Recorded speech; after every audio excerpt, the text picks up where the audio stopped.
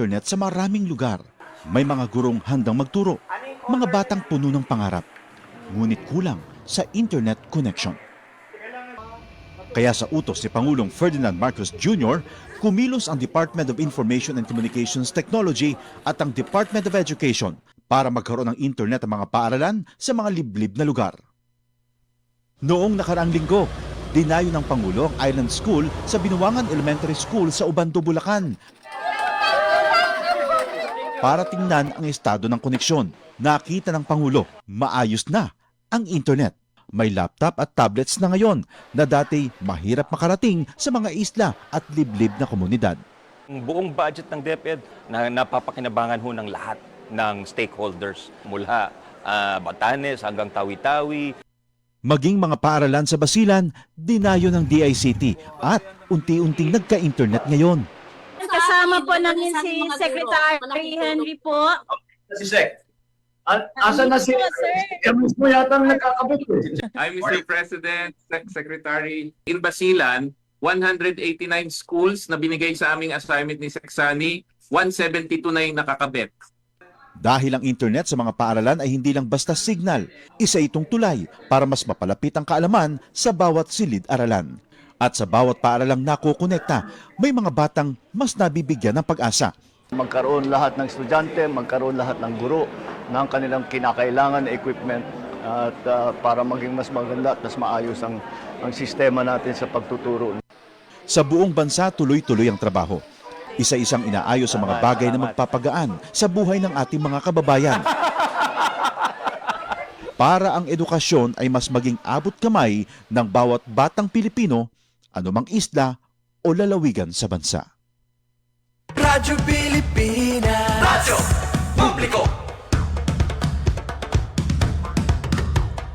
Radyo Pilipinas. Radyo Publiko.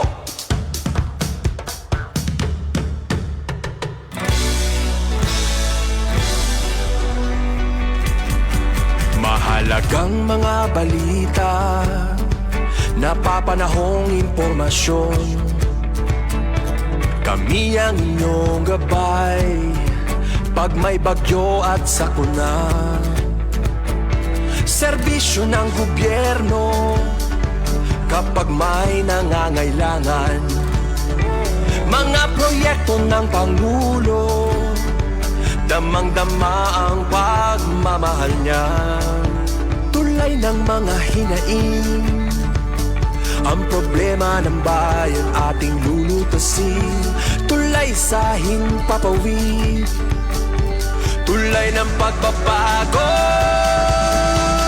Radyo Pilipinas, Radyo Publiko, ng bagong Pilipinas. Radyo Publiko, Radyo Pilipinas, Radyo Publiko, ng bagong Pilipino. Mga proyekto ng Pangulo, damang-dama ang pagmamahal niya. Radyo Pilipinas, Radyo Publiko, ang boses ng Pangulo.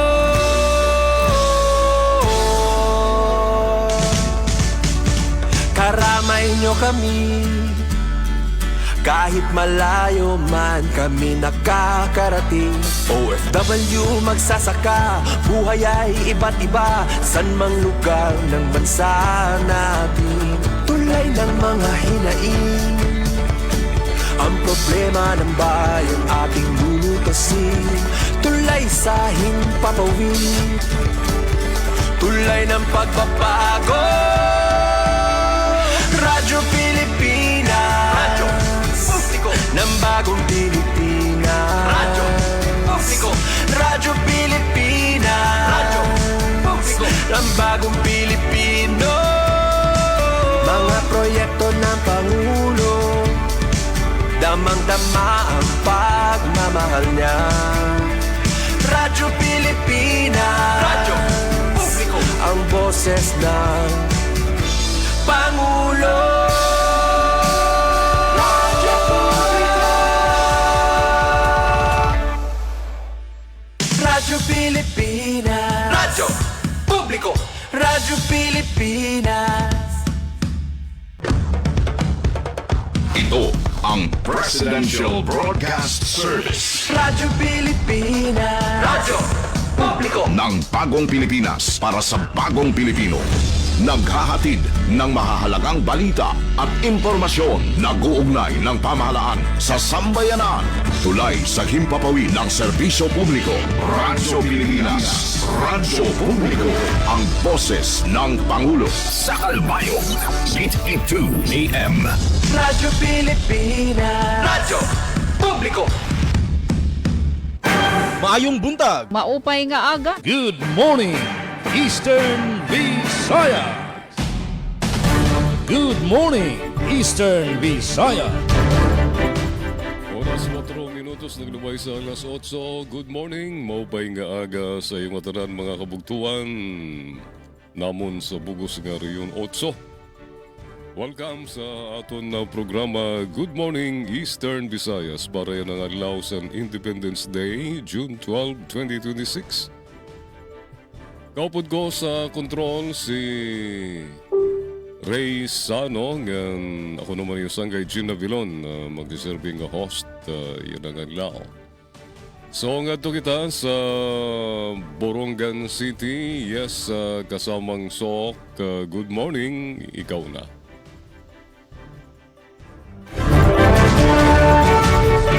Good morning, Eastern Visayas.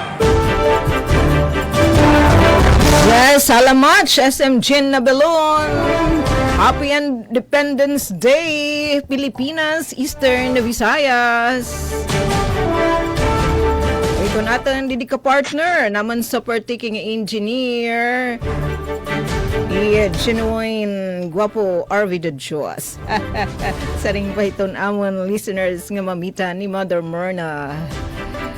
Siyempre kami ginmamayuyo ito namon ni Sam ni Ate Ruth Rivera Abunda. Ada din po hit Chafte Cudes nga ni Kuya Buboy Ruben ito namon admin. Didi hamon na syudadhan Borongan, inabat kamihin pagtaligsik. As in talala, SMG, Nabilon, Kuya Ruel, nga pag-uran. Di narutaghum gihap ito namon didi weather o klima, temperatura talali. Pero nasa ring didi natin mga my friend, nga iton amon inaabot yan na nga kamapaso kay... kanina han early morning adahan mga alas 6 maarum ngani nagtaligsik nagdalagdag pa pero ada daw good hang sobra 40 degrees Celsius yan na o 43 yay. Ito naman na abaton nga kamapaso ni Mr. San, so ingat-ingatan may mga lakad yu.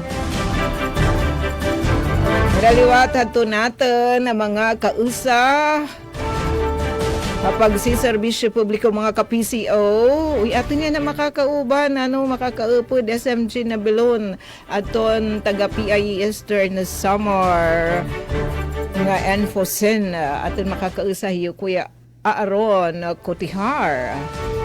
Hira naman gimpapalangga ni R.D. Rian Arento. Siyempre, dahil Ate Mikay o Kuya Claude Kayunda DYDC. Siyempre, Kuya Roel Bugnos sa Radyo Pilipinas, Radyo Publiko, sugod, yung papalangga na mainhira ni Kuya Dudens, SM Doden Silvestri Alaras. Musta you, sir? Nga na natin mga kausa di dahay stasyon. Pag taga-kuryente di dihaamon, waray man abiso, hin power interruption, sana tuloy-tuloy iton big check o kais nga serbisyo elektrisidad. Pero pag taga-tubig, iyay, nagpapaabot na. In paghinay, iton awasit gripo, animoy binabasaw. Pero nga nga mga lugar, di naman na downtown area, nakaka-experience na hin mahinay, haros waray awas, hiton, waray tubig nga naawas, dead gripo. Balitawa mo na hindi perennial problem. Pero nakatuig nga nakakalabay, basta sugad ini nga taghuraw. Nga dahiton amon pagpatron, Mama Mary, nga dahiton Setyembre, kaya talagsal na lit am di magtaligsik as in Pana, pero neta binunod. Balitaw as in, naka-airlock na ito na tubig nam didit mga tubo. Walay tubig. Pero tutulo didi itong amon dagko nga mga river. Sige la, masusolusyonan gyapin pagdating ng panahon. Bigyaman na syudadhan Borongan in Karasikas kami nangangandaman. I think sugad kanda Sir Claude dito Habaybay City. Ito na pag-celebrar hiton amon ika-19 na nga pagigiyan na syudad. Tapos di dahiton katungtungan, hiton amon charter celebration di dahiton June 20. Yan na nga 19th celebration, hi charter in itinutok inihiya mga pagtaga serbisyo publiko. So di dahiton a 20 maribheng, magiging maribheng iton natad. Iton City Hall, iton amon City Plaza, tapos it nga bag-o pa nga na napalit han LG Borongan nga lote fronting hiton didihit may National Highway adait pagbubuhata an magkasaning-saning magkalain-lain nga mga aktibidad nga nagahatag yan serbisyo libre nga serbisyo publiko nga dhanton aton mga kababayan nga na dito naman daman hiton amon igindadasig nga landmark adton tilang pagbubuhatan naman dito adton agri-fishery fair. Pagtagapa si Orden, big check, kadas nga nato naman mga kasagbong men in uniform, han mga polis, han Borongan City Police Station, han IAS PPO, nga na natin mga kasagbong han Philippine Army, thanks much, nagpapabilin nga mauyayang peaceful kami didi, iton mga strategic location na downtown area in 24/7 ini ilabinahin gabi may nagmamato natin nga mga kapatid nga men in uniform. Salamat. Adi naman adton magin andam nga mga balita adton natin mga kugihan nga mga kausa hiton production team Hanyo Radyo DYS Radyo Pilipinas Borongan amon po ipapatikim ang tabayanan niyo adton mga katukiban ini nga mga balita. Pero lain ni adton amon i-share di dayton second half adton natin pagkaroon ha Good Morning Eastern Visayas. Eto extension unit San Iso Arteching ang Balanghiga ginhimo na nga regular campus para mapakasag ang edukasyon Eastern Samar sa Balapakan kong Shen Gonzales samtang pugay tagumpay igin pahigayon nga dahin 36 nga 4-piece beneficiaries Pantawid Pamilyang Pilipino Program beneficiaries sa Bongtan San Julian han ira kalangpusan pagpailarom han programa han DSWD anata diton panlawas FPAP Clinic ha syudad han Borongan nagataging komprehensibo nga serbisyo ha reproductive health. Mga ka-Good Morning Eastern Visayas pakiantabay han katukiban na nasabi nga mga balita idahiton second half and Good Morning Eastern Visayas. Good morning, Eastern Visayas. Damo nga salamat kaupod sa ng ating bagong sa DYES Radio Pilipinas Borongan City. Gato naman kita sa Sugod Southern Leyte. Yes, Radio Pilipinas Sugod Kauban Ruel, maadyong buntag, ikaw na. Good morning, Eastern Visayas. Okay, maayong buntag SMG Navilon, good morning. Sa imong mga kaubanan sa RP Calbayog, maupay nga aga kan Ate Sok, maupay nga aga. Good morning po sa imong mga kaubanan sa Borongan City sa panguna sa tong SM si SM Ruth Rivera Abunda. Ang atong panahon karon diri sa Sugod for the Independence Day, adlaw ng kining kagawasan no sa atong nasod. Mainit ang atong panahon diri karong adlaw nga Biyernes. An nga ni earlier today ang atong mayor diri sa Sugod no si Mayor Shepherd Tan mo nanguna sa mga kining activities no in celebration sa Independence Day no nag-wreath laying sila sa kining kang Rizal no nga monumento and nagpaygayon po og flag ceremony earlier today inubanan sa mga kawani sa local government unit ug sa atong mga kapulisan no, sa Philippine National Police.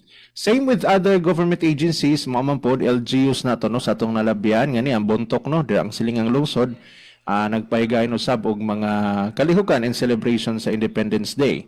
Ngani karong adlaw ipahigayon ang job fair no, Independence Day job fair diri sa lungsod sa Sugod. So again, panawagan nato sa atong mga job seekers, mga fresh grad o uban pang mga bastang nangitag trabaho o naakaroy job fair diri sa lungsod sa Sugod. So natay ubay-ubay nga mga private nga mga kining companies nga nangitag mga empleyado no. So for as long as haom lamang pod sa inyong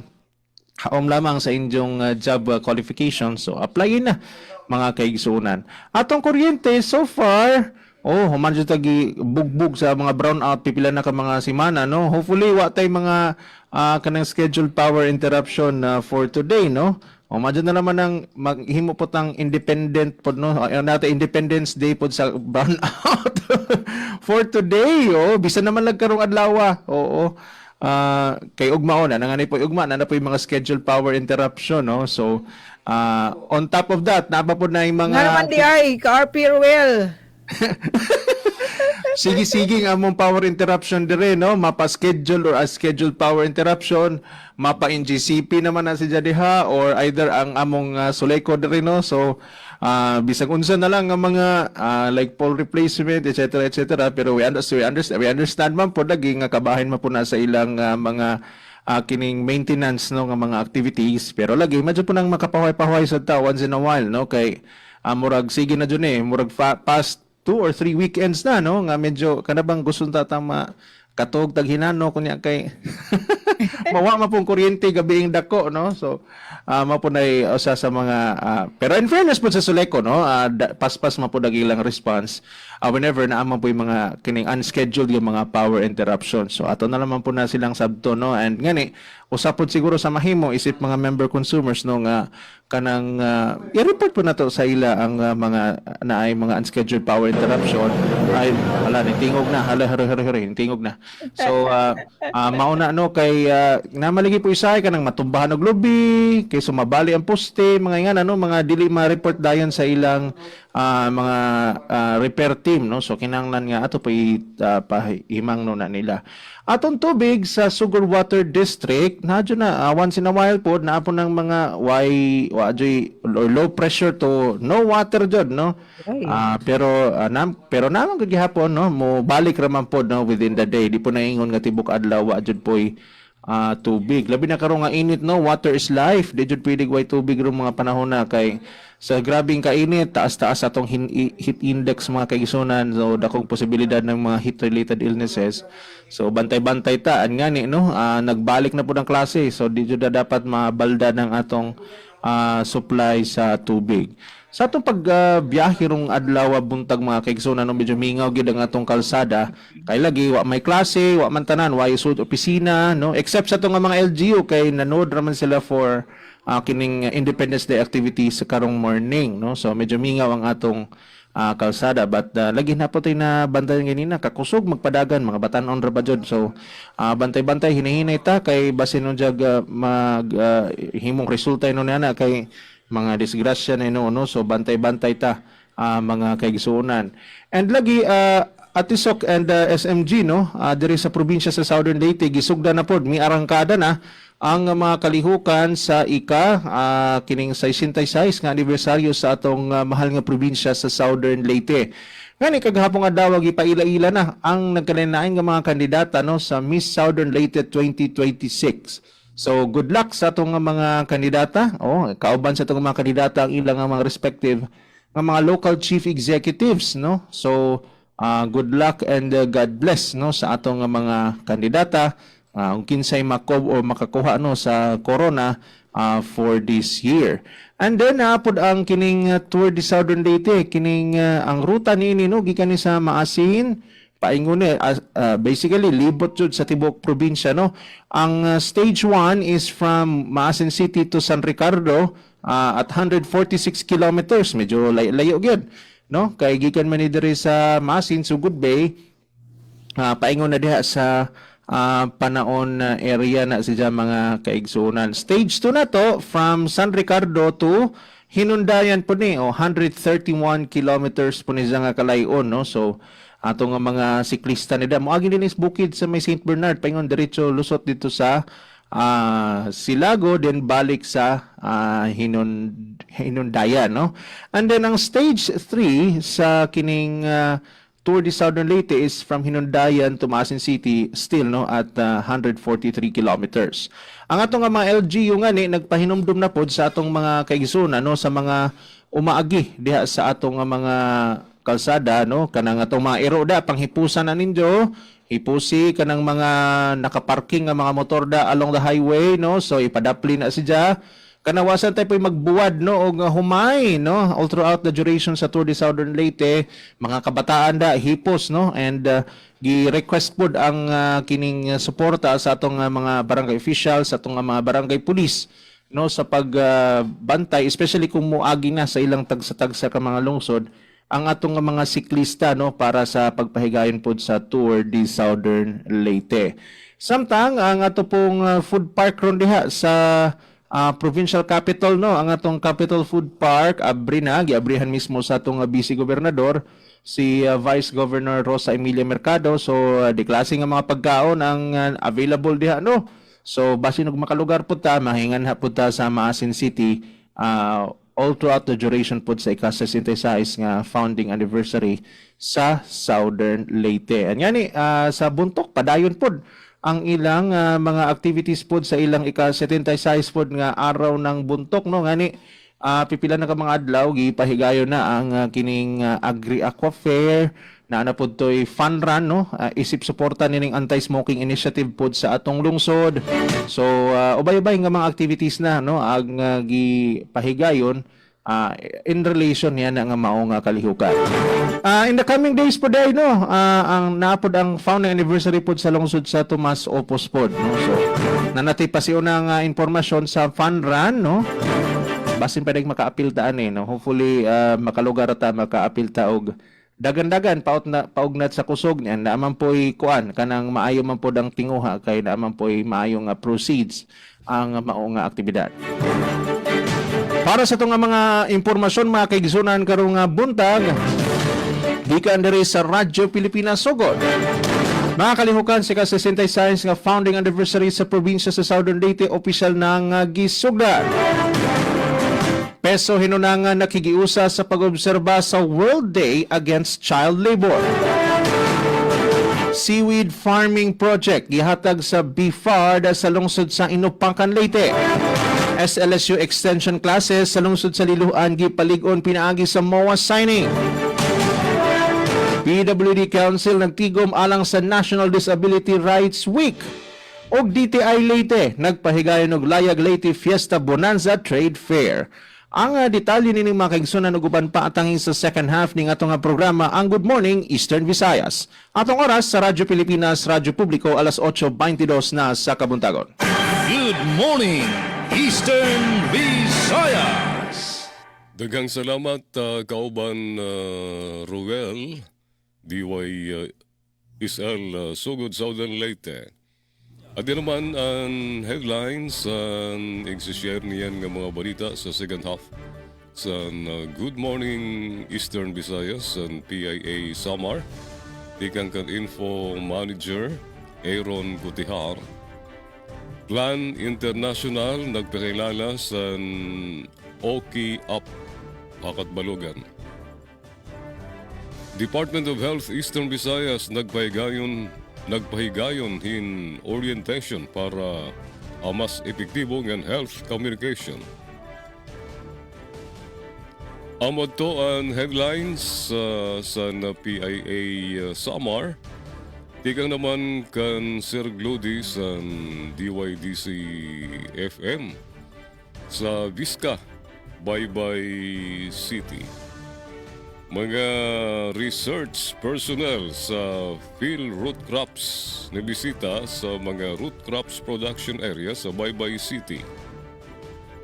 Report niyan ni Glody Kayunda sa second half sa Good Morning Eastern Visayas. Dito naman sa siyudad San Calbayog, very shiny. Maadlaw hinduro didi ha siyudad Han Calbayog. Kanina nga mga alas 7 san aga nagkamayada san seremonya unveiling sa Nihaga Park din sa siyudad sa Calbayog ang Calbayog LGU sa pagpangulo ni Mayor Munmun Uing and Vice Mayor Rex Daguman. Upod sa mga city councilors ng mga department heads ng mga tanan nga empleyado sa Calbayog LGU. Dito sa Samar LGU sa Katbalogan, nagkamaya dalawat sin flag racing ng seremonya yan na. Alas 7 sa naga, ang Santos nga misa nga niyan alas 8 ang programa sa Philippine Independence Day sa Samar Provincial Government. Pero baga waray job fair. Nga na bueno, sa peace and order situation, generally peaceful. Didi sa siyudad sa Calbayog, waray mga untoward incidents nga nagkahitatabo sa palibot sa siyudad sa Calbayog. Nga sa pagtaga tubig naman, magkulop, kakulop nga lao, waray tubig. Didi sa city proper, didi sa siyudad sa Calbayog. Nagturo ang mga gripo kagabila. Yan, hasta yan na. Maupay na ang awas ang mga gripo. Nakakasaka na ang tubig didi sa amon opisina sa DYOG Radio Pilipinas Calbayog. Ngan sa pagtaga kuryente naman, mga kabugtuan, adian, tigang sa FB page sa Melco 1, adian, kagabi nagkamayada sa dalikyat nga kaparong san kuryente dito sa amon sa Ipaw. Siguro hastalawa din sa city proper na dalikyat talaga to nga kaparong san kuryente mga pasado alas 11 gabi.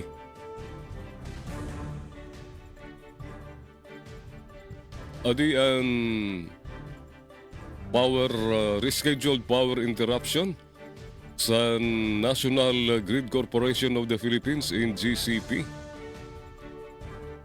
nga makaapektar sa mga parties din sa probinsya sa Samar nga Northern Samar. Unscheduled transmission line preventive and corrective maintenance activities nga transfer sa 69 kV Calbayog to Alin Feeder nga sa bagong 69 kV Bay affecting sa Melco 1 sa Melco 2 nga North sa Melco. Anya na may tatabo sa Hunyo 14 Domingo ang gin-reschedule. Ang bagong schedule sa Domingo, Hunyo 21, 2026. Apektado ang sa Melco 1, alas 6 sa naga, nganto alas 7:30 sa naga. Ngan alas 4:30 sa Kulop, nganto alas 6 sa gabi, Karayman ang San Agustin substations. Igang alas 6 sa naga, nganto alas 6 sa gabi, Palanaskara ang Kapokan substations. Apektado ang sa Melco 2 sa segundo distrito sa Samar. Igang alas 6 sa naga nga alas 7:30 sa naga ngan alas 4:30 sa Kulop nga alas 6 sa gabi. Good morning, Eastern Visayas. Arado ngan Katbalogan substations. Apektado luwat ang North sa Melco. Igang alas 6 sa aga nga alas 6 sa gabi yan nga Domingo Hunyo 21, 2026. Allen, Bobon, and Lawang substations. Specific areas affected shall be determined by the Electric Cooperative. NGCP shall exert all efforts to restore power earlier or as scheduled. Nga na bueno, sa amod to na paibaro sa ikang sa Samuel Kuuno, dida sa ira FB page. Alright, 28 minutos ang naglabay sa alas 8 para naman sa mga headlines. Nga exishare niyan sa second half sa Good Morning Eastern Visayas sa News Bureau sa DYOG Radio Pilipinas Calbayog. Solar lighting project been turned over sa Calbiga, Samar. DTI Samar nagbuhat monitoring sa presyo o supply sa school supplies sa sumbay sa tungalunis nga opening sa classes. Samar State University is issue ginkilala sa 2026 CHED Gawad Parangal. Masobra 3,000 nga trabaho ginabrihan sa 2026 Ibabaw Job and Service Fair sa Katarman Modern Samar. Mga detalye sa nang katukiban normiyan sa second half sa Good Morning Eastern Visayas alas 8:29. Good morning, Eastern Visayas. Ito ang Presidential Broadcast Service. Radyo Pilipinas. Radyo Publiko. Ng Bagong Pilipinas para sa Bagong Pilipino. Naghahatid ng mahahalagang balita at impormasyon na guugnay ng pamahalaan sa sambayanan. Tulay sa himpapawid ng serbisyo publiko. Radyo Pilipinas. Radyo Publiko. Ang boses ng Pangulo. Sa Calbayog, 882 AM. Radyo Pilipinas. Radyo Publiko. This is a public service announcement. Discipline is the key. Umiwas sa aksidente sa daan. Ang pagmamaneho ay may kaakibat na responsibilidad, hindi basta mapaandar lang ang sasakyan. Kilatisin ang sarili, ang kahandaan sa manibela, siguruhing inyong konsentrasyon ay hindi magagambala. Importante rin na ating laging isipin, init ng ulo ay huwag pairalin, bagkus kaligtasan ng lahat ang siyang dapat unahin. Isang mahalagang paalala mula sa Presidential Broadcast Service at Radyo Pilipinas, Radyo Publiko, 738. This is a public service announcement. Public service announcement from PBS, Presidential Broadcast Service at Radyo Pilipinas, Radyo Publiko, 738. Maging fuel efficient. Planuhin ang bawat biyahe para iwas traffic. Mag-carpool para sa mababang carbon footprint at emission. Tipid na pamasahe, may savings ka na aabot sa 10%. This is a public service announcement from the Department of Energy and this station. Si Dingdong Dantes po ito. Quiz time muna tayo. Kapag lumindol ng malakas, ano ang dapat mong gawin? Letter A, makipagtulakan at tumakbo agad palabas ng building habang may malakas na lindol? Letter B, tuloy lang sa work. Opo, work po tayo. Opo, tuloy lang. Or letter C, mag-duck, cover and hold kung nasa loob ng matibay na bahay at hihintaying tumigil ang lindol bago lumabas ng building. Kung C ang sagot mo, good job. Duck, cover, hold muna para mailigtas ang sarili sa malakas na lindol. Hashtag panatag ang may alam. Maging panatag Pilipinas. Maayong buntag. Maupay nga aga. Good morning, Eastern Visayas. Good morning, Eastern Visayas. Alright, alas 8:32 sa naton oras. Tigang tanan ratsada sa mga balita sa bugos nga Reyon 8. Unahon ta ang DYES Radio Pilipinas Borongan City pinagikan kasamang Sok Aberia. Yes, good morning Otro. So, ikaw na. Good morning, Eastern Visayas. Good morning, Eastern Visayas. Otro na mga salamat sa SM Jean Nabilon na natad hiton Panlawas FPOP Clinic Borongan City nagahatag hing komprehensibo nga serbisyo sa reproductive health ang detalye tikang kan kasamang Penpen Pumida. Radyo Pilipinas report. Iginlatag han mga opisyal han Family Planning Organization of the Philippines FPOP ang importansya ira mga programa ngan serbisyo para sexual ngan reproductive health durante han pagbisita nira Infocentrum program han Radyo Pilipinas Borongan. Ang mga bisita Hira Ampi Montes Gagni Clinic Administrator, Windel Clarice Promeda Nurse, Crystal K. Catalo Head han Operations and Planning Committee ngan Juliana Tejerero Head han Resource Mobilization. Sumalahi FPOP an organisasyon sa nga non-stock non-profit nga institusyon nga nagahatag hindi kalidad nga serbisyo ha sexual nga reproductive health para nga tanan nga Pilipino labinan mga kablas ngan kulang ang akses sa serbisyo panlawas. Natukod ang FPOP ha 1969 nga niya na usanat pinakadako nga organisasyon ha nasod nga nabulig para reproductive health ngan family planning. Iginhayaghan mga opisyal nga ang FPOP Borongan Clinic nagahatag hiniba-iba nga serbisyo sugad han family planning counseling, distribution han family planning commodities, maternal ngan child health services, laboratory services, medical consultations, reproductive health services, youth-friendly services, ngan impormasyon ngan edukasyon may kalabutan na sexual ngan reproductive health. Nag-opresar liwat inihin mga espesyal nga proyekto para mga kababayenan, kabatan-unan, ngan iba pa nga sektor nga nagkikinahanglan hin suporta.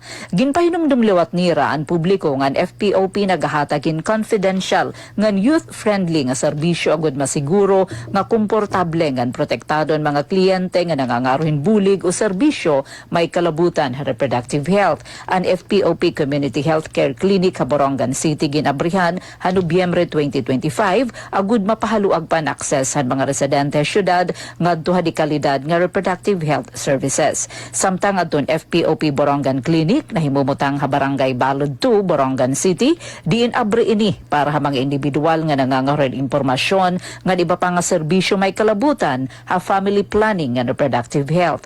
Para ha bagong Pilipinas, Penelope Pumida, Radyo Pilipinas, Radyo Publiko, Borongan. Da mga salamat kasamang Penpen Pumida. Good morning, Eastern Visayas.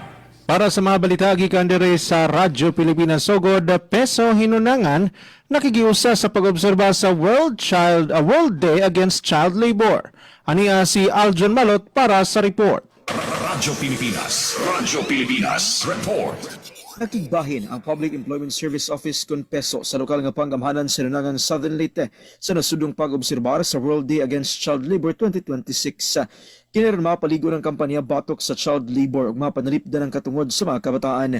Kinumala sa Peso ang Red Card sa Child Labor Campaign, usa ka advocacy activity nga nagtumong sa pagpataas sa kahibaw sa publiko o pagpakita siniusang paningkamot sa komunidad sa pagsumpo sa child labor. Atol sa kalihukan, giawhag ang mga partisipante nga mapataas sa local red card sa kampanya, isip simbolo silang pagsupak sa child labor ug suporta sa pagpadalipod sa kayuhan ug kaugmaon sa mga bata. Gisaulog ang kalihukan ubos sa temang Red Card to Child Labor, Fair Play for Children, Decent Work for Adults ug sa nasudnong tema nga ikaw, ako, tayo, sama-samang pagkilos para sa batang malaya.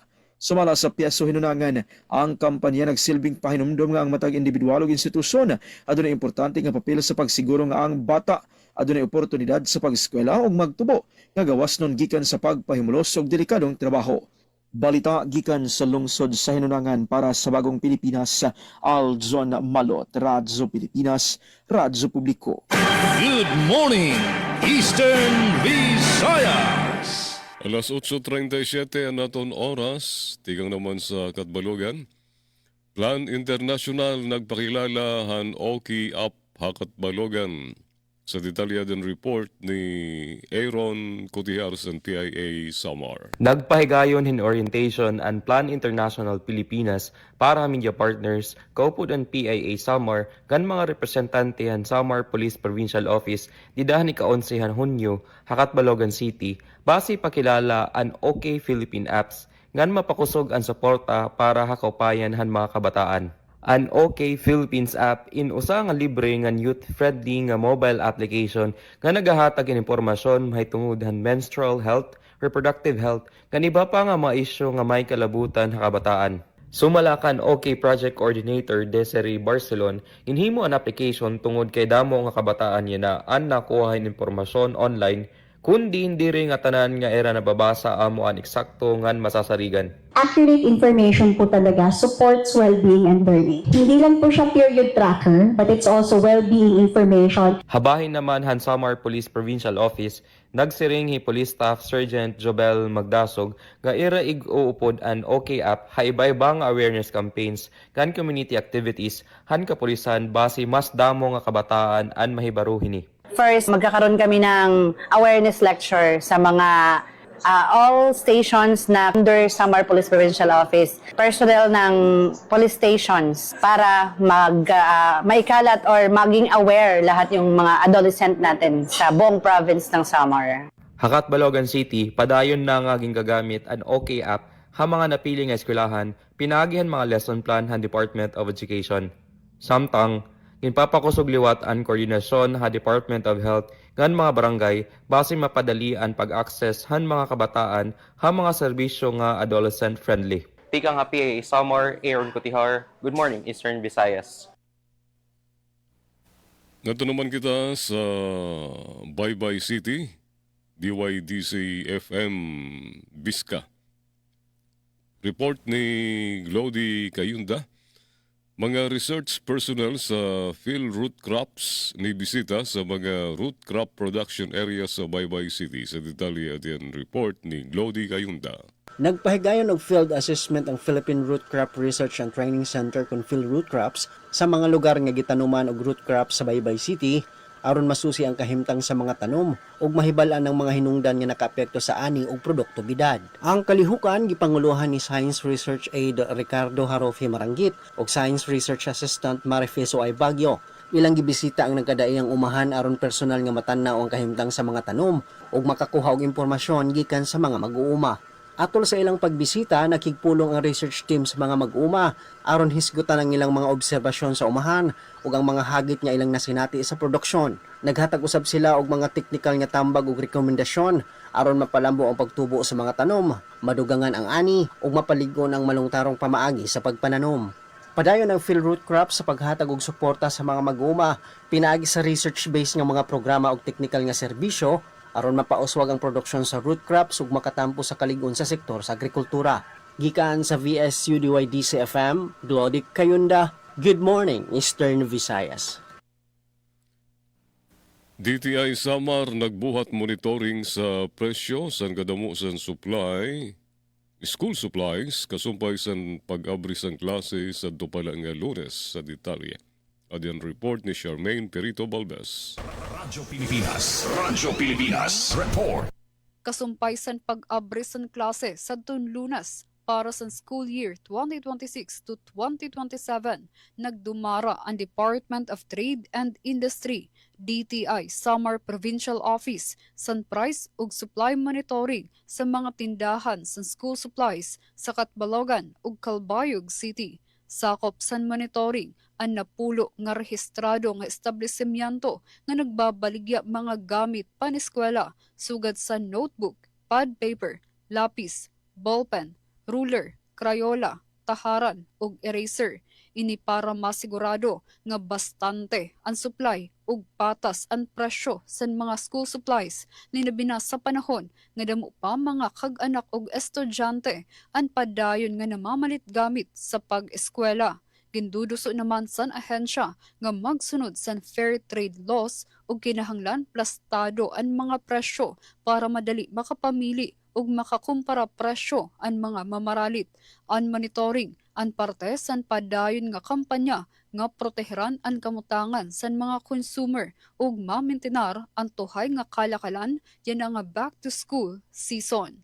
Para sa Bagong Pilipinas, Charmaine Perito Balbes, Radyo Pilipinas, Radyo Publiko, Calbayog. Salamat Charm sa Rimo Report. Good morning, Eastern Visayas. Good morning, Eastern Visayas. Samtang pugay tagumpay igin pahigayon nga da 36 nga pantawid pamilyang Pilipino program na 4-piece beneficiaries sa bungtan San Julian ay ira kalangpusan pagpailarom han programa han DSWD. Ang detalye tikangkan kasamang Dayan Camplon. Radyo Pilipinas Report. Malangpuson nga gindumari na sa hinungdanon nga aktibidad para mga 4-piece beneficiaries sa bungton San Julian. Ano pugay tagumpay. Ang opisyal nga Victory Salute Strategy nga da mga pantawid pamilyang Pilipino program or 4-piece beneficiaries. Ginbukat ang aktibidad pinaagan San Julian Municipal Operations Office hailarom hiton suportahan lokal nga pamunuan han bungto. Ana sabing higayon ay naghatag pagpasidungog nga da mga beneficiaryo nga pamilya na nakakabot na han pag-uswag haira panginabuhi nga nandam na para pag-exit tikanghan programa. Inabot 36 nga household beneficiaries ang gimpasinunggan. Ginkilala tun ira malangpuson nga pagtultol nga mas maupay nga panginabuhi. Kahimsog ngan karigon hantag sa nga pamilya. Durante ang programa, nagpadangatan nga sinsiro nga paglamanong ang pagdasig nga da mga graduate si Municipal Mayor Honorable Doris Taron. Diniya gantagan doon na importansya hanapadaan nga pag-uswag pagin matinumanon ngan pagreserbar han mga kuswagan nga nakabuot hanasabi nga mga pamilya. Ginaghat naman ito ni MSWDO, pinaagi ka ni MSWD Officer Teresita Calvadores nga mga graduates sin magpadayon nga disiplinado nga determinado. Samtang ginpapadayon na tunira ko swagan, bisan kung tapos na hira magpailarom hanasabi nga programa. Impormasyon na hikay, pinaagan lokal nga pamunuan han bungtan San Julian. Para habagong Pilipinas, Dayan Camplon, Radyo Pilipinas, Radyo Publiko, Borongan. Daw nga salamat kasamang Dayan Camplon. Good morning, Eastern Visayas. Mga kalihukan, si ka-66 nga founding anniversary sa probinsya sa Southern Leyte opisyal na nga gisugdan. Aniya si Dalia Biera Orit para sa report. Radyo Pilipinas Report. Opisyal nga giablihan o gisugdan sa probinsyal nga kagamhanan sa Southern Leyte ang usa ka buwan nga selebrasyon alang sa ika-66 nga kasumaran sa pagtukod sa probinsya pinaagi sa usa ka seremonyas nga gihimo kagahapon adlaw Hunyo 11 ning tuiga. Ang mautimaan sa pagsugod o kick-off gipahigayon sa capital site diindungan nga giisa ang nasudnon probinsyal o mga munisipal nga bandila sa nagkadaiyang lungsod sa tibok lalawigan. Giduyugan ang kalihukan sa mga prominenteng personalidad o opisyal sa probinsya, lakip na mga mayor sa naglain-laing lungsod, mga kandidata sa Miss Southern Leyte 2026, mga bisita o uban pa. Formal usab nga gisugdan ang Tour di Southern Leyte ug ang pag-abli sa Capitol Food Park nga nagtanyag ug nag-display sa mga pagkaon ug delicacies sa lalawigan. Ang mga kalihukan mo ay nag-abli sa pultahan alang sa mas lingaw, madasigor ug mapasigarabuhon nga aktibidad nga giandam sa probinsyal nga kagamhanan alang sa tibuok buwan sa Hunyo hangtod sa Hulyo 1 ning tuiga. Balita gikan sa probinsyal nga kagamhanan sa Southern Leyte para sa Bagong Pilipinas, Dalia Abiara Oret, Radyo Pilipinas, Radyo Publiko. Good morning, Eastern Visayas. 14 minutos nagpapabilin antes ang alas 9. Department of Health Eastern Visayas nagpahigayon hin orientation para mas epektibo nga health communication. Sa detalyadan report ni Info Manager Aaron A. Cutihar, nagpahigayon ang Department of Health Eastern Visayas Center for Health Development hin orientation para sa mga media partner ngan stakeholder diyan ni Kasyam han Hunyo ha Summit Hotel ha Tacloban City. Panuyuhan aktibidad nga maparig-on ang health communication kan mapauswag pa ang koordinasyon ha paghatag hin impormasyon nga may kalabutan na kahimsog. Ginistoryahan ang orientation ang legal nga aspeto han mandatory reporting of notifiable diseases and health events of Public Health Concern Act o RA 11332 ngan ang Data Privacy Act base maprotektahan ang sensitibo nga datos han mga pasyente ngan malikayan ang diri angay nga pagbalita. Ginaghat naman ni PIA Eastern Visayas Regional Head Rian Arinto ang mga partisipante nga gumamit hin beripikado nga impormasyon, maglikay ha sensationalized nga pagbalita, ngan unahon ang pagrespeto ha dignidad ngan personal nga impormasyon han mga individual ha era pagbalita. Ginhisgutan gihapon na sesyon ang importansya han storytelling ha epektibo nga komunikasyon ngan kun paunan o makahimo hin maupay nga mga istorya pinaagyan tinuod nga mga eksperyensya ngan panhitabo. Nakigbahin na orientation ang mga media practitioner tika nga Samar ng Tacloban City upudan mga personnel ng program manager ha DOH Eastern Visayas. Ika nga PIA Samar, Aaron Cotihar. Good morning, Eastern Visayas. Dito naman nga balita sa Katarman, masubra 3,000 nga mga trabaho ginabrihan sa 2026 Ibabaw Job and Service Fair sa detalyadan report ni Susette Pretencio. Radyo Pilipinas, report. Nanguman na ang 2026 Ibabaw Job and Service Fair sa Capital Gym Provincial Capital, Katarman, Northern Samar, Kakulop, kumuusa sa mga nangungunang nga aktibidad sa ika-61 nga founding anniversary sa probinsya. Ginorganisar ini sa Northern Samar Public Employment Service Office o NSPESO, kaupod ang magkadurdilain nga ahensya sa gobyerno, pribado nga employers, national companies, nga licensed recruitment agencies. Malahos sa 3,000 nga job vacancies ang ginabrihan para sa mga Nortehanon, tikang sa local employment, tubtob sa oportunidad sa ibang rehiyon sa Pilipinas, ngan sa gawas sa nasod. Ginhatagan sa job fair sa higayon ang fresh graduates, skilled workers, professionals kan iba pang aplikante nga direkta makigangbit sa mga employers kan recruitment partners. May daliwat government service booths ngan support programs nga bumulig sa mga aplikante sa era employment journey. Sumala sa provincial government ang aktibidad nagpapakita san padayon nga commitment nila sa paghimo san oportunidad, pagpauswag sa workforce ngan paghatag sa inclusive economic growth para sa mga Nortehanon. Para sa Bagong Pilipinas, Suzette Pretencio, Radyo Pilipinas, Radyo Publiko, Calbayog. Salamat Susette sa nimo report.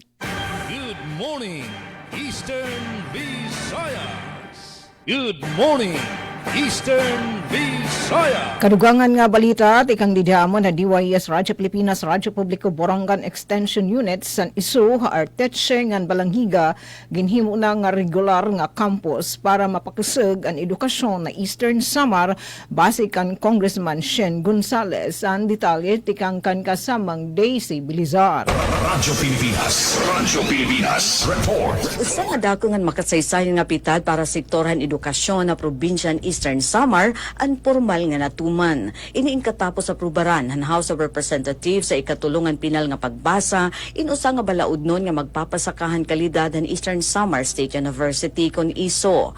Pinaagin House Bill number 9464 ang anay mga extension units sa Eastern Samar State University habungtuan our teaching ang Balanghiga inhingpit nga himuon nga regular nga hulos nga mga campus hanag-uusaan nga universidad ang estado a probinsya.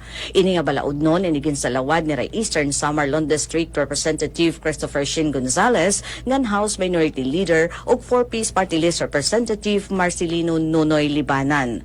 Pinaagi hini ang kada campus in pagmamanduan ngan pangungunahan nahin sa nga full-time campus director nga nigtatanyag aton mga kurso undergraduate, graduate degree programs, mga technical vocational courses pati na research ngan extension services. Sigon kan Gonzales dako good ang mahibubulig hini nga pitad basi mapahaluag ang dekalidad ng libre nga edukasyon habugos nga Eastern Samar. Ang mga estudyante tika nga RTC Balanghiga nga madapig nga bungto hindi rin na kinahanglan nga lumakat hinhirayo para la makatapos ang ira pinili nga kurso. Igindog ang pan magbabalaod nga edukasyon ang yawi para ton mas maupay nga oportunidad at trabaho nga napag-alsahan panginabuhin mga pamilya nga istihanon. Hapag kaya na ang Eastern Samar State University inagsiserbin haros 25,000 nga estudyante nga may ada sobra 700 nga mga pampubliko nga magturutdo. Hapag sulidan our teaching ang Balanghiga, maabot na hinpituan kabugosan nga regular nga campus ang ISO habugos nga probinsya. Ang main campus inahimumutang di Syudadhan Borongan, samtang ang regular campuses sa kan Avid, Giwan, Maydulong ngan Salcedo, ngan ang bago nga mga campus sa ilarom 9464 nga House Bill haar teaching ang Balanghiga. Ini nga kalangpusan ni nagpapakita ang padayon nga commitment ang gobyerno nga ihatag ang katungod ang kada batan-on nga istihanon nga makatapos sa kolehiyo nga waray dako nga kagarastusan nga diri hirayo hinduro ha mga panimalay. Para habagong Pilipinas, Daisy Lalosa Bilizar, Radyo Pilipinas, Radyo Publiko, Borongan. Da mga salamat kasamang Daisy Bilizar. Good morning, Eastern Visayas. Seaweed farming project gihatag sa Bifarda sa lungsod sa Inupakan, Leyte. Aniya si Jevic Epis para sa report. Radyo Pilipinas Report. Isip kabahin sa programa sa gobyerno sa pagpalambo sa paginabuyan sa mga mananagat ang LGU Inupakan sa Lalawigan sa Leyte ubos sa pagpanguna ni Mayor Azena P. Mirambel og ang BFAR kung Bureau of Fisheries and Aquatic Resources Regional Office 8 malampuso nagpatuman sa area assessment og seaweed testing sa Barangay Guadalupe. Ang kalihukan gihimo sa Municipal Agriculture Office sa pagpanguna ni Benedict Lawagon kauban ang Guadalupe Fishermen Association aron masusi ang kaangayan nga lugar sa pagtubo sa seaweed alang sumaabot nga commercial nga pagpanguma. Ang proyekto gipunduhan o giimplementar ubos sa Bureau of Fisheries and Aquatic Resources kon BFAR isip usa ka intervention sa gobyerno aron matabangan ang mga komunidad labi na ang mga managat nga mapaligon ang ilang sustainable livelihood kabahin sa mga inisyatibo sa Presidente ni Ferdinand Marcos Jr. sa pagpasiugda sa pag-uswag sa rural nga mga lugar. Gipasalamatan ni Mayor Mirambel ang taga BFAR sa ilang paghatag og suporta ngadto sa mananagat, partikular ang Guadalupe Fishermen Association og siya manghinaot nga magmalampuson ang naasoy nga seaweed nga programa sa naasoy nga lugar. Balita gikan sa lungsod sa Inupakan, Lalawigan sa Leyte para sa Bagong Pilipinas, Jevic Epis, Radio Pilipinas, Radio Publiko. Good morning, Eastern Visayas. Solar lighting project din turned over sa Calbiga, Samar. Sa detalye na balik si Charm sa niya report. Radyo Pilipinas Report. Formal nga gin-turnover ang mga solar lights sa Barangay Leteron, Calbiga, Samar, ilaromsan proyekto, liwanag para sa kaunlaran. Ang proyekto ang ginbuhat sa pagborbligay san LGU Calbayog, mga opisyal san barangay ug PAF Civic Samar como parte san pagsuporta sa sustainable energy ug community development. Dako nga bulig ang solar-powered lighting units para maghatag hayag sa mga pampubliko nga lugar ug mapaupay ang seguridad sa komunidad linabi na sa gabi nga diri na kinahanglan maglaom sa tradisyonal nga kuryente. Para sa mga residente, ang proyekto ang importante nga pitad pakadto sa mas mahayag, mas luwas ug mas mauswag nga komunidad sa Barangay Leteron. Para sa Bagong Pilipinas, Charmaine Perito Balves, Radyo Pilipinas, Radyo Publiko, Calbayog. Salamat, Charm, sa nimo report. Good morning, Eastern Visayas. Good morning, Eastern Visayas. Samtang appropriation ordinance parit space beneficiaries, resolusyon parit mas magugot pa nga kolaborasyon it Aljo Borongan og isu, pwedeng ginaprobaranhan konseho. Adyan natin balita. Radyo Pilipinas Report. Ito 50 ang regular session ng Sangguniang Panglungsod ang Syudadan Borongan ipinangunan ni City Vice Mayor Emmanuel Chusungco aging dumari espesesyon ng Syudadan Lunes, Hunyo 9. Pwedeng mga pangunag yung trataran konseho ng pag-aprobar ang naging proponer ng appropriation ordinance na nag-alokaring kantidad 336,000 pesos. Sagud mapunduhan ang 60% ng counterpart at lokal nga pamunduan na pag-bayad it wages. Hit 46 nga benepisyaryo hailaraman ng special program for the employment of students space para tuig 2026. Ginapurbaran liwat ang resolusyon na nag-aamindar ang Resolution number 52 series of 2026. Ang resolusyon na nag-uautorisar ang LGU Borongan na ginrepresentaran ni City Mayor sa Ivan Dayan Agda pagpalitin sa ka-unit in patient transport vehicle PTV para City Disaster Risk Reduction and Management Office kantidad in 3 milyones de pesos. Agud na siguro itong talwas ng komportable nga pagbabalhin it mga pasyente, di kang itira mga panimalay nga with healthcare facilities nga makakabulig it paghahatag hing kadagmitan nga bulig medikal ilabi na panahon ng mga emerhency o disaster, ipinagin espesipiko nga pagtudlo kan surukan pundo aging kikinhanglan nga magtitikang hawara ka gasto nga balansehan local disaster risk reduction and management fund ang naglabay nga mga tuig laki pa ang pagrebisaran klase ang behikulo tika nga PTV nga tuwin usa ka unit van nga i-convert nga ambulance nga bubot nga nanging kikinhanglan nga mga medical equipment ug aparatos base explicit guidelines sa Department of Health. Samtang ginrefer ang Committee on Education and request ang Buatanan City Chief Executive na taga ni otoridad ang LG Borongan nga simula ding kasabutan ang Eastern Samar State University para mag-establisar ang kolaborasyon at partnership at pagsuporta at sustainabling implementasyon at Doctor of Medicine at Universidad. Para sa Bagong Pilipinas, Sok Aberia, Radyo Pilipinas, Radyo Publiko, Borongan. Good morning, Eastern Visayas. Og para sa atong katapusan nga balita diri sa Radyo Pilipinas sugod PWD Council nagtigom alang sa National Disability Rights Week. Aniya si Dalia Biara Orit para sa report. Radyo Pilipinas Report. Gipahigayon sa lokal nga kagamhanan sa Masin, pinagi sa City Persons with Disability Affairs Office ang ikaduhang kwarter nga tigom sa Local Council on the Welfare of Persons with Disabilities niaging adlaw Hunyo 10 ning tuiga.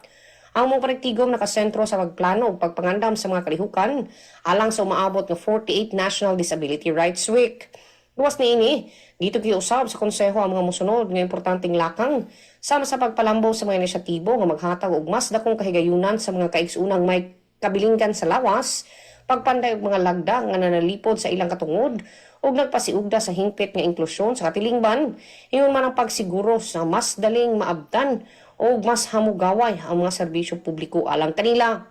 Pinaagi sa iniusa nga pag-inistoryahay ug lig-on nga tinguha sa matag miyembro, napadayon ang konseho sa pagpakusog sa ilang nga paningkamot, kini aron sa pagkabot sa mas makiangayon nga katilingban. Balita gikan sa Dakbayan sa Masin, para sa Bagong Pilipinas, Dalia Abiara Oret, Radyo Pilipinas, Radyo Publiko. Atong oras mga kaigsunan na 8:59 na, wala na tayo igong oras no. Daghang salamat sa inyong pakiguban kanato karong Independence Day edition ng atong programa ang Good Morning Eastern Visayas. Daghang salamat usab sa atong mga kaubanan, sa ilang mga balitang impormasyon o sa atong mga kaubanan diri sa Master Control, atong mga technician on board, sila si Sir Noel Palugod ug Sir June Antegra. Sa ngalan sa kanatibukang pwersa sa Radyo Pilipinas sugod sa makausapaki ninyo higalag-alagad sa kanginan, Robel Bugnos magaingon dengan salamat. Happy Independence Day kanatong tanan. Enjoy the rest of your weekend and once again, good morning, Eastern Visayas. Good morning, Eastern Visayas. Good morning, Eastern Visayas. Yes, didiliwat amon nga side hadiway sa Radyo Pilipinas, Radyo Publiko Borongan, ni kamiliwat and temporary nga mananamilit na ngaran po dito amon ni Sam, Ati Ruth Rivera Abunda, kan Chef Cudes, kan Kuya Buboy, nga na natin na didi ka partner nga super taking engineer, hiyo Kuya Engineer, RV de Diyos, Ati Sok, maging blessed po ito natin weekend. Good morning, Eastern Visayas. Daghang salamat sa inyong pag-participate. Kaupod Sok nga kasamang Roel. Sa ngaran naman sa nakaupod ko sa control si Reyes, ang si Joven, ini ang iyo nakaupod si Navilon. Salamat. Good morning, Eastern Visayas. Good morning, Eastern Visayas. Serving the Republic of the Philippines for more than 75 years. Ito po ang